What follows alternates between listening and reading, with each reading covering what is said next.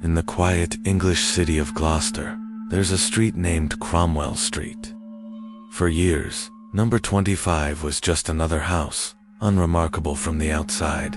But what lay hidden within its walls and beneath its garden would eventually unravel a story so dark it would shock the entire nation and become one of Britain's most infamous criminal cases. This is the story of Fred and Rose West and the House of Horrors on Cromwell Street. Our story begins not with a grand investigation, but with a growing concern. In 1992, the West's own children started speaking up, sharing disturbing fragments of their childhood with social workers. These weren't typical family squabbles. They were whispers of profound abuse and, most chillingly, of a missing sister, Heather West, who had vanished years earlier. At first, the authorities were slow to grasp the true scale of the horror. Fred West was a familiar face to local police, but mostly for petty crimes. He was a builder, known for being a bit odd, but no one suspected the monster lurking beneath the surface. The turning point came in 1994, with mounting pressure and increasingly credible stories from the West children. Police finally secured a warrant to search 25 Cromwell Street, specifically to look for evidence related to Heather's disappearance. Fred, ever the manipulator, initially confessed to killing Heather, claiming he had buried her in the garden. He even pointed out the spot. But when investigators began to dig, they found more than just Heather. On February 24, 1994, the first human bone was unearthed. It was a thigh bone. Soon after, more remains were discovered. The garden dig quickly expanded into a full-scale forensic excavation. As police dug deeper, the true, horrifying extent of the crimes began to emerge. It wasn't just Heather. The garden gave up the remains of several young women.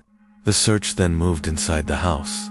The cellar, the bathroom floor, even the chimneyed location revealed more victims, more lives cut short and callously discarded. The house wasn't just a home, it was a tomb. The nation watched in disbelief as the body count climbed. 9 bodies were eventually recovered from 25 Cromwell Street. Further investigation linked Fred West to at least 3 other murders, including his first wife and a former nanny, whose bodies were found in other locations. The victims were often vulnerable young women, runaways, lodgers, even their own daughter. They were lured into the West's home, a place that should have been safe, only to be met with unimaginable cruelty. The investigation painted a grim picture of Fred and Rose West. Fred was the predator, the builder who used his skills to create secret burial chambers. Rose was his active and willing partner, a co-conspirator in torture and murder. Their home was a web of control and depravity, where they subjected their victims, and even their own children, to years of horrific abuse. The details that emerged during the police interviews were so disturbing they seemed to belong in a horror film, not a quiet English suburb. As the evidence mounted, the couple were charged, but the case would take another dramatic turn. On New Year's Day 1995, before he could stand trial and face justice for his heinous crimes, Fred West took his own life in his prison cell. He took his secrets to the grave, leaving Rose to face the courts alone. Rose West's trial began later that year. She pleaded not guilty to 10 counts of murder, portraying herself as another of Fred's victims, a dominated wife who was ignorant of his actions. Her defense team argued that Fred was the sole killer, the monster who had deceived everyone, including his own wife. However, the prosecution presented a mountain of evidence to the contrary.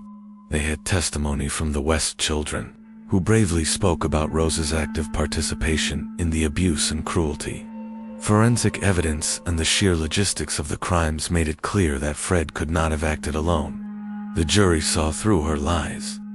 In November 1995, Rose West was found guilty of 10 murders and sentenced to life in prison, ensuring she would never be free again. The aftermath of the Cromwell Street case left a deep scar on the public consciousness. The house itself, 25 Cromwell Street, became a morbid tourist attraction, a symbol of pure evil.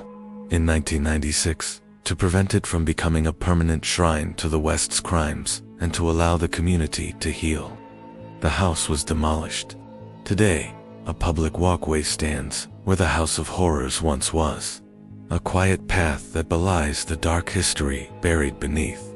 The story serves as a chilling reminder that evil can lurk in the most ordinary of places, behind closed doors and friendly facades. Thank you for watching. If you found this documentary insightful, please like, share, and subscribe for more deep dives into historical cases.